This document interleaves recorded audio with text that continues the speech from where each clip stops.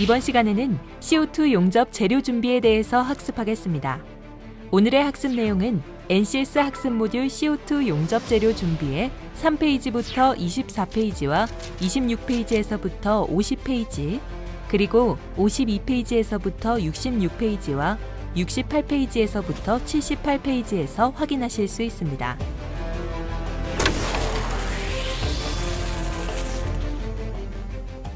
오늘 배울 내용의 NCS 정보를 확인합니다. 우리는 모재 준비하기와 용접 와이어 준비하기, 그리고 보호가스 준비하기와 백킹재 준비하기에 대해서 알아보고자 합니다. 오늘의 학습 목표를 만나보겠습니다. 이번 학습을 통해 여러분은 용접 모재와 와이어, 그리고 용접 보호가스와 용접용 백킹재를 준비할 수 있습니다. 이번 시간에 학습할 주요 학습 내용도 함께 확인해 볼까요? 오늘 여러분은 모재 준비하기, 용접 와이어 준비하기, 보호가스 준비하기, 백킹재 준비하기에 대해 학습하게 됩니다. 효과적인 학습을 위해 용접 재료 및 용접 공구 관련 지식과 가스 관련 지식도 함께 살펴보세요. 자, 이제 본격적인 학습에 앞서 핵심 용어인 베벨각, 루트면과 솔리드 와이어, 플럭스 코어드 와이어, CO2 가스, 압력 조정기, 세라믹 백킹재를 잘 기억하시고 학습에 집중해 주시기 바랍니다.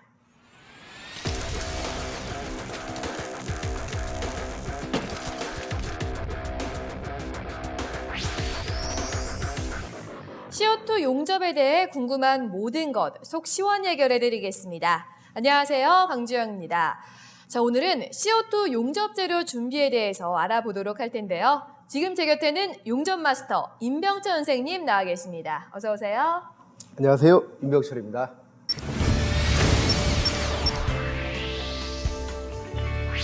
네, 반갑습니다. 자, 선생님, 용접을 하려면 구체적으로 어떤 재료를 준비해야 되나요? 네, 뒤에서 자세히 이야기하겠지만 네. 간단히 말씀드리면요. 크게 모재와 용접 와이어, 그다음 보호가스와 백킹재를 준비하는 것입니다. 그렇군요. 자, 그럼 오늘은 이 재료들을 준비하는 방법에 대해서 알아보는 거죠? 네, 이번 시간에는 각 재료의 특징과 용도, 준비 방법 등에 대해 이야기해 보려고 합니다. 네, 알겠습니다. 오늘도 역시 놓쳐서는 안 될 중요한 시간이 될 것 같습니다. 그럼 함께 출발해 볼까요? 출발합니다. 출발!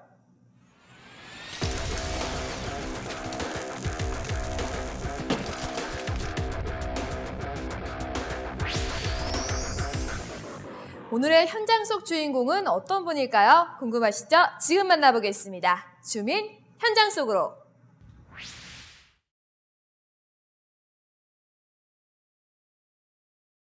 사실 대기업에서 안정되게 직장 생활을 하다 보니까 미래를 사실 준비를 안 했습니다. 그러다 보니까 이제 정년도 얼마 남지 않고 이러다 보니까 미래에 걱정도 되고, 제가 또 자동차 용접 쪽에 한 30년을 근무하다 보니까 용접에 좀 더 깊이 좀 알아야 되겠다 이런 마음도 있고 해서 용접 산업 기사에 도전하게 돼가지고 지금 자격증을 따고 지금은 기능장 시험 준비를 하고 있으면 이론 합격하고 실기를 좀 준비하고 있습니다.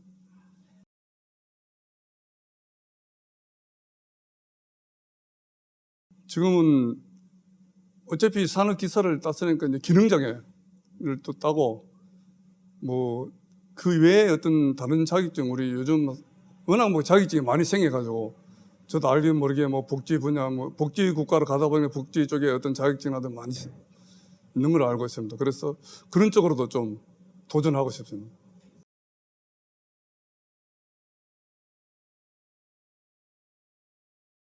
좀 마이스터고 쪽으로 이제 멘토 역할을 좀 하고 있고요. 그리고 이제 작년 같은 경우는 우리 후배 사원들 두 명이 산업기사를 취득했습니다. 한 명은 또 이론을 합격하고 실기를 준비하고 있고 이런데 멘토 역할을 지금 계속적으로 하고 있으면 지금 회사 생활을 하다 보니까 시간적 여유가 많이 없기 때문에 회사 동료라든가 후배들이 산업기사라든가 이랬던 자격증에 도전한다면 좀 적극적으로 좀 도와주고 싶고 멘토 역할을 하고 싶습니다.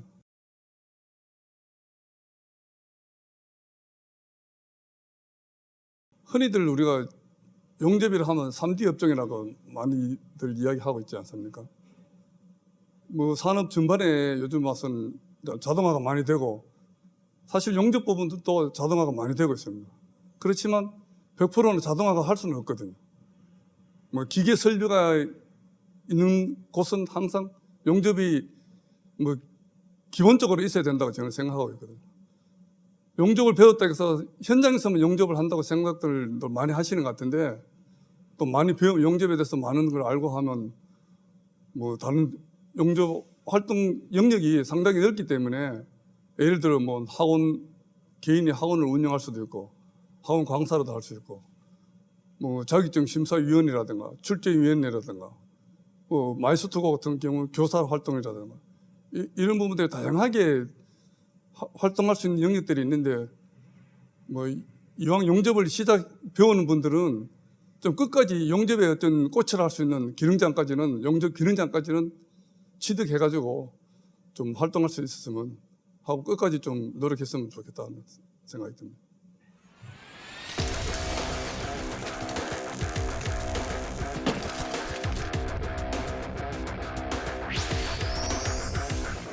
네, 오늘은 모재를 준비하는 방법에 대해 먼저 알아보도록 하겠습니다. 선생님, 네. 모재를 준비하려면 무엇부터 해야 되나요?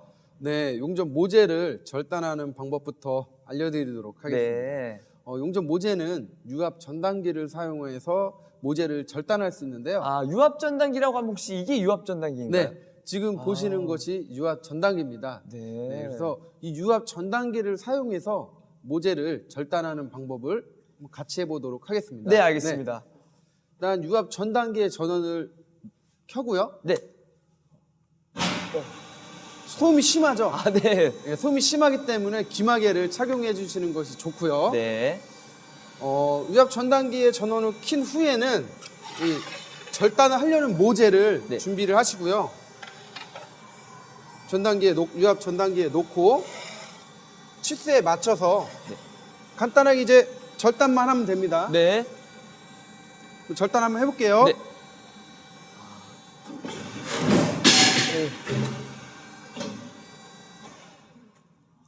전원을 끄고 네. 절단된 모재를 이제 준비를 하시면 됩니다. 아, 알겠습니다. 자, 그럼 모재를 확인하러 가실까요? 네. 지금 보시는 것은 이제 유압 전단기를 사용해서 절단된 모재입니다. 아, 좀 전에 절단한 모재군요. 네네. 아, 그러면 저희가 그 다음에는 어떤 걸 하면 되죠? 절단된 모재는 두께에 알맞은 이음 형상으로 가공을 해야 되는데요. 아, 저쪽에는 이제 수직 밀링 머신이 준비되어 있습니다. 수직 밀링 머신. 네, 저쪽으로 이동하실게요. 아, 네, 이쪽으로. 네.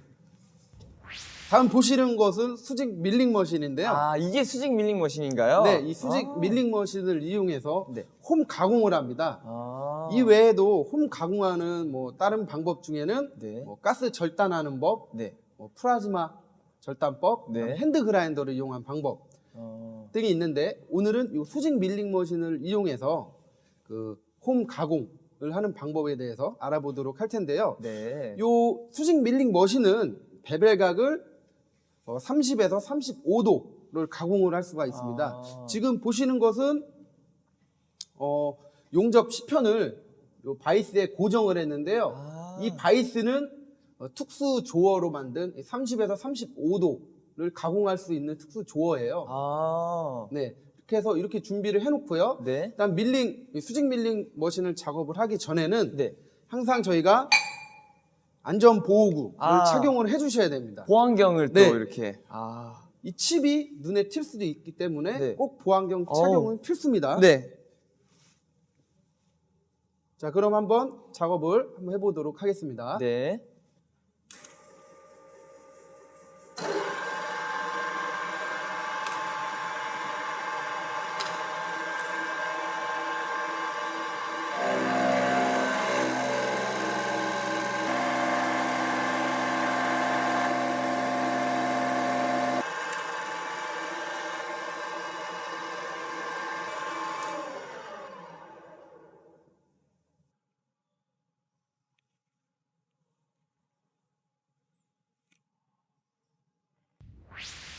자, 다음은 이제 용접 시전편을 바이스에 고정한 후에 핸드 그라인더를 이용해서 개선면을 가공해 보겠습니다. 네. 핸드 그라인더는 개선면을 가공하기 위해서 먼저 용접 모재를 바이스에 고정한 후에 핸드 그라인더 전원을 올려야 되고요. 그 후에 개선각을 30에서 35도 맞춰서 가공을 하는데요. 이 가공을 할 때는 이 칩이 숫돌 방향으로 날림으로 이 보안면과 보안경을 반드시 착용을 해야 됩니다. 그리고 가공할 때는 실습복을 입고요. 네. 또 안전화를 신어야 되고요. 아, 술돌 날이 고속으로 회전하므로 안전사고에 좀 주의를 해주셔야 됩니다. 네, 알겠습니다. 그러면은 그라인더로 개선면을 가공한 후에는 그 다음엔 뭘 해야 되죠? 계속해서 가공된 모재는 용접 게이지를 이용해서 베벨 각도를 측정해야 됩니다. 아, 용접 게이지로 각도를 측정하는군요. 네, 그래서 제가 용접 게이지를 준비했는데요. 아, 네네네. 네, 이게 지금 용접 게이지입니다. 네. 아. 이 용접 게이지는 베벨 각도, 또 비드 폭, 각장, 목 두께, 비드 높이, 루트 간격을 측정할 수가 있습니다. 각장이 뭐죠? 각장은 이제 다리 길이라고 하고요. 아, 다리 길이요? 네네. 아, 알겠습니다. 그러면은 이걸 이용해서 베벨 각도를 어떻게 측정하는지 자세히 좀 한번 알려주시겠어요? 네, 이제 가공된 모재는 이용해서 네. 한번 읽어봐 주세요. 30도요. 네, 맞습니다. 아. 이게 지금 베벨 각도를 측정하는 거예요. 아, 이렇게 측정하는구나. 네네. 그럼 그 후에는 또 무엇을 해야 되죠? 네, 이 가공된 모재에 네. 이제 루트면 가공을 해야 됩니다. 이 루트면 가공 시에는 평주를 이용하는데요. 일반적으로 모재의 두께가 6에서 9mm, 6T, 9T인 경우에는요, 네. 이 루트면 가공을 2에서 0 플러스 마이너스 0.5mm가 적당합니다. 아니, 루트면을 가공하는 이유가 있나요? 네, 이 루트면은 이 용락을 방지하기 위해서 가공을 하는 것인데요. 여기서 용락은 또. 네, 용락은 용접 시 용착이 되지 않고 용착 금속이 흘러내린 것, 아. 녹아서 흘러내린 것을 이제 용락이라고 하는 거죠. 용락. 네, 이 지금 보시는 모재는 맞대기 V형 홈 맞대기 가공된 모재이고요. 이것은 이제 V형 홈 맞대기 루트면 가공된 모재입니다. 선생님 설명 굉장히 잘 들었습니다.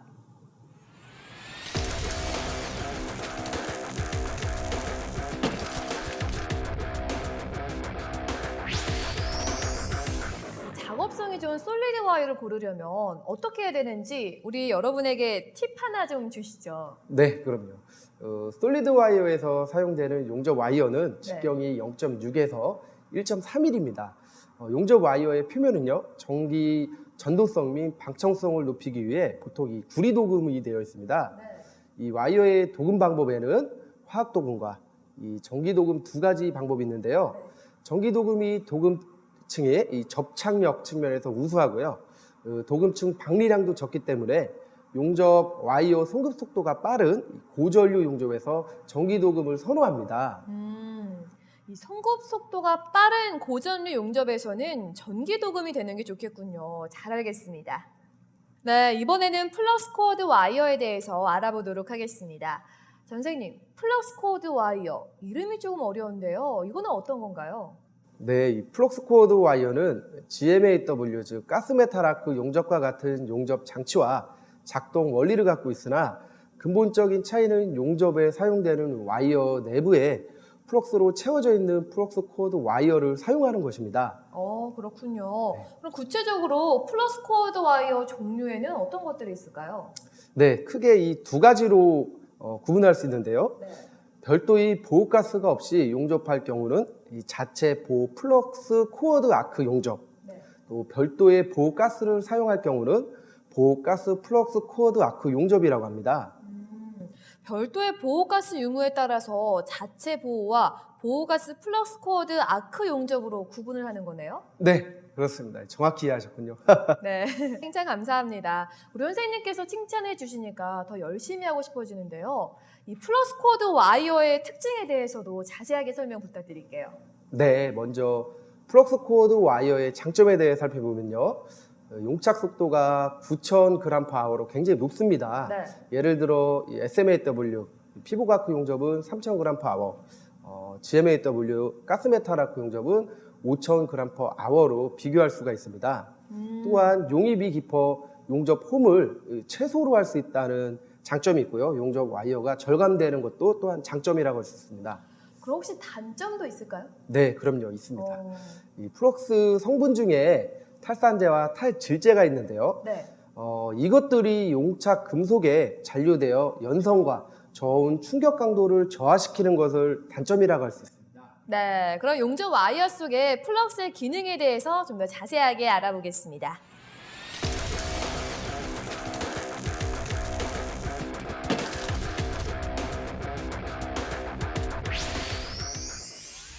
선생님, 우리가 CO2 용접을 해야 되잖아요. 그래서 이 CO2 가스의 특성을 아는 게 가장 중요할 것 같아요. 네, 맞습니다.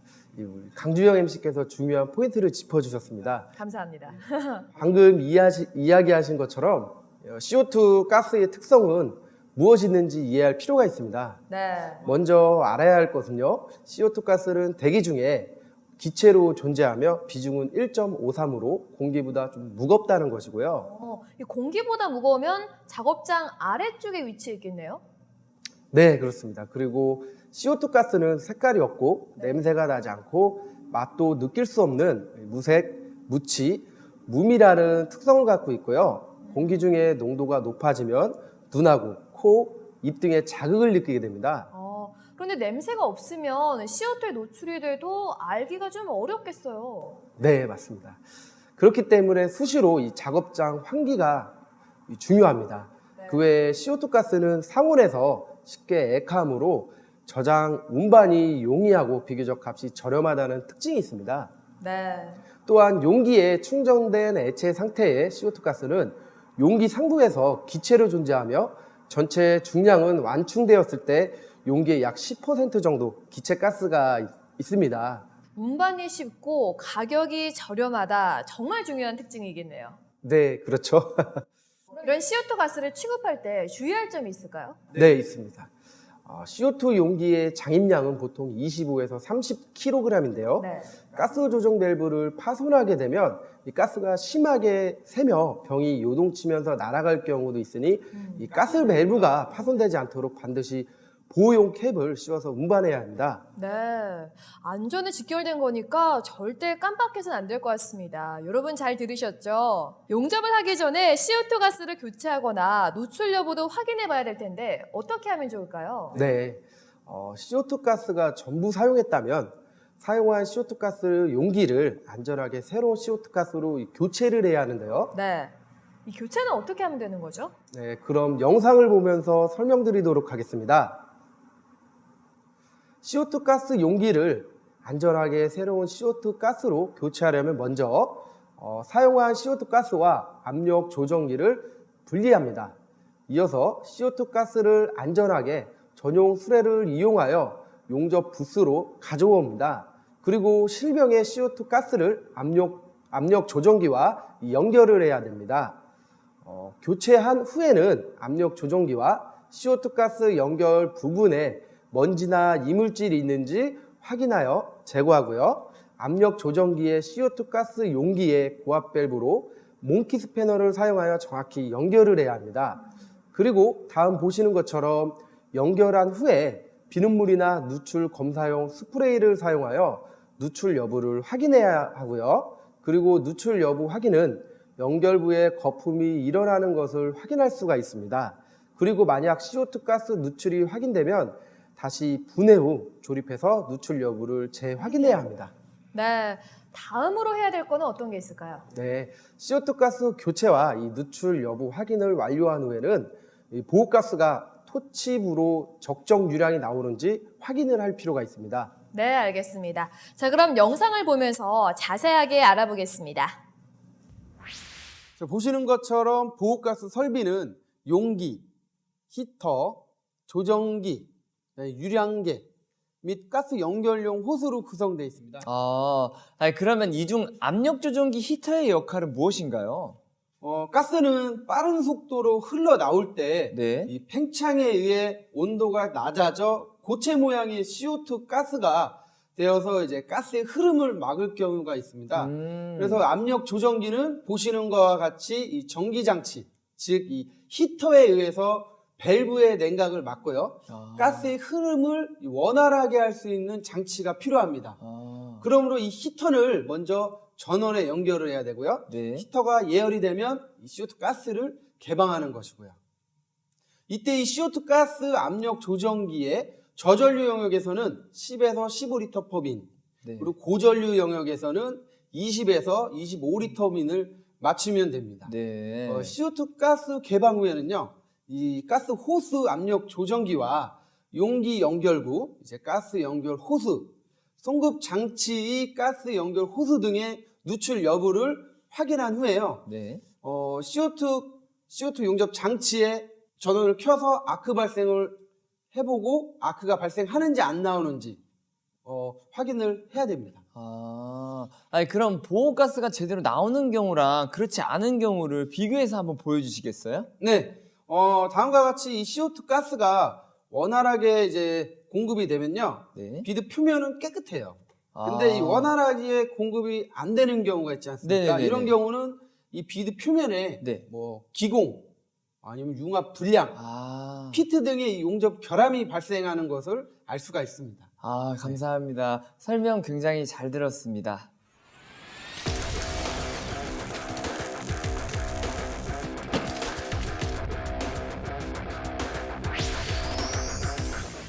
네, 이번에는 용접용 베킹제를 준비하는 방법에 대해서 알아보겠습니다. 선생님, 베킹제가 뭔가요? 궁금하시죠? 네. 그래서 제가 준비했습니다. 이게 베킹제입니다. 이게 베킹제예요? 네, 지금 보시는 것이 베킹제인데요. 네. CO2 용접의 플럭스 코어드 와이어의 사용에 있어서 이 용접부의 이면에 이 베킹제를 부착하여 용접하면 이면 비드, 즉 이 백비드를 형성합니다. 이를 통해 이 이면 가우징, 및 이면 용접을 생략할 수 있는 장점이 있습니다. 그러면 작업 시간을 단축할 수가 있겠어요? 네, 그렇습니다. 그리고 이 베킹제의 재질로는 세라믹, 순행 동판, 글라스 테이프 등이 있는데요. 네. 이 중에 세라믹이 가장 많이 사용되고 있으며 용접 자세나 형상에 따라 세라믹 베킹제가 시판되고 있습니다. 그럼 이 베킹제를 어떻게 하면 되는 거예요? 일단 용접 절차 사양서에 따라 이 적합한 베킹제를 준비를 해야 됩니다. CO2 가스를 이용한 FCAW 용접에서는 이 CO2 가스 유량을 20리터 퍼 민으로 맞추고요. 용접 이음 형상에 맞는 이 세라믹 베킹제를 준비해야 됩니다. 이때 이 베킹제는 모재의 두께와 이음 형상에 알맞은 것을 선택해야 합니다. 용접 시험편 이음 형상에는 베킹제를 선택하여 응용할 수 있는데요. 네. 다음 표를 참고해서 이음 형상과 용도에 맞는 베킹제를 선택할 수 있습니다. 네, 이 베킹제를 선택한 후에는 어떤 걸 하면 되는 거죠? 네, 이제 베킹제 선택한 후에는요, 모재의 홈에 맞게 부착을 해야 합니다. 이를 위해서 먼저 이 세라믹 베킹제의 세부 명칭을 알아야 합니다. 네. 세라믹 베킹제를 보시는 것처럼 이 보호종이, 그다음에 이 고형 분재, 재료와 접착면, 알루미늄 박이 있습니다. 네. 베킹제를 모재 홈에 맞게 부착하는 방법도 있을 것 같아요. 네, 그럼요. 세라믹 베킹제를 이 모재, 이 홈에 부착할 때는 V홈 맞대기 용접 시험편의 순서에 맞춰서 네. 부착을 할 수가 있습니다. 네. 먼저 베킹제의 종류 중 가장 많이 사용되는 이 세라믹 베킹제를 준비하고요. 부착 시 용접 시험편의 모재 표면에 부착면에 잘 부착되도록 이 이물질 및 페인트, 녹, 기름 등을 깨끗이 제거해야 합니다. 네, 오늘도 임병철 선생님과 함께 용접 재료 준비에 대해서 알아봤는데요. 이렇게 용접 재료를 하나씩 이야기 나누다 보니까 어느덧 마칠 시간이 다가왔습니다. 시간이 정말 빨리 간 것 같아요. 네, 벌써 마칠 시간이죠? 네, 용접 이야기에 푹 빠져서 저희 시간 가는 줄을 몰랐어요. 맞아요. 저도 그런데요. 저는 이 CO2 용접 과정을 진행하면 할수록 와, 용접인들이 정말 대단하다라고 계속 생각하게 돼요. 그런가요? 네, 이 용접 준비를 하는데도 이렇게 다양한 지식을 배워야 하는 거를 전혀 몰랐거든요. 네, 그렇죠. 네. 자, 사실 이 프로그램을 진행하기 전에는 용접이라는 게 막연히 산업 현장에서 사용되는 기술이다라고만 생각을 했는데 알면 알수록 이 용접은 전문 지식에 대한 견고한 이해를 기반으로 수많은 연습과 땀, 열정으로 피어나는 예술인 것 같다라는 생각이 드네요. 듣기만 해도 가슴이 뜨거워집니다. 네, 맞습니다. 아마 지금 이 프로그램을 시청하고 계시는 분들도 용접위원으로서 자긍심을 다시 한번 느끼고 있지 않을까 싶네요. 맞아요. 정말 그럼 좋겠네요. 자, 오늘도 정말 좋은 말씀 감사드리고요. 여러분도 배운 것들 잊지 마시기 바랍니다. 저희는 다음 이 시간에 인사드리겠습니다. 함께 해주신 여러분 고맙습니다. 감사합니다.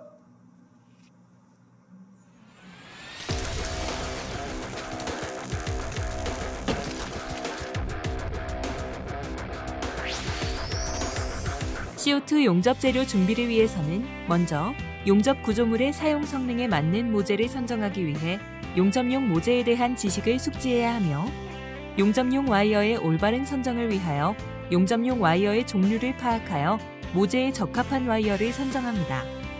그리고 보호가스인 CO2 가스의 체결과 점검을 실습을 통하여 학습해야 하고 또한 이면 비드의 형성과 결함을 방지하기 위한 패킹재의 올바른 부착 방법 및 선정 방법을 실습해야 합니다.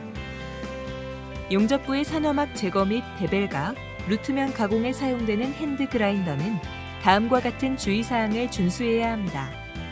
지정 용도 이외에는 사용을 하면 안 되고 비가 올 때나 습한 장소 등에서는 작업을 해서도 안 됩니다. 또 화재의 위험성이 있는 인화성 물질이 있는 장소에서도 사용해선 안 됩니다. 그리고 모터의 통풍구는 언제나 막혀 있는지 확인하고 열어두어야 하며 작업 중에는 반드시 보안경을 착용해야 합니다. 작업 후에는 콘센트에서 플러그를 제거해야 하며 코드를 쥐고 제품 이동 시에는 절연 파손의 위험이 있으므로 조심스럽게 취급해야 합니다. 끝으로 CO2 가스는 압력 조정기와 가스 연결 부분의 누출 여부를 확인하여야 하며 이때 비눗물이나 누출 검사용 스프레이로 사용하여 누출 여부를 확인해야 합니다. 꼼꼼한 용접 재료 준비를 통해 최상의 결과물을 얻는 여러분이 되시길 바랍니다.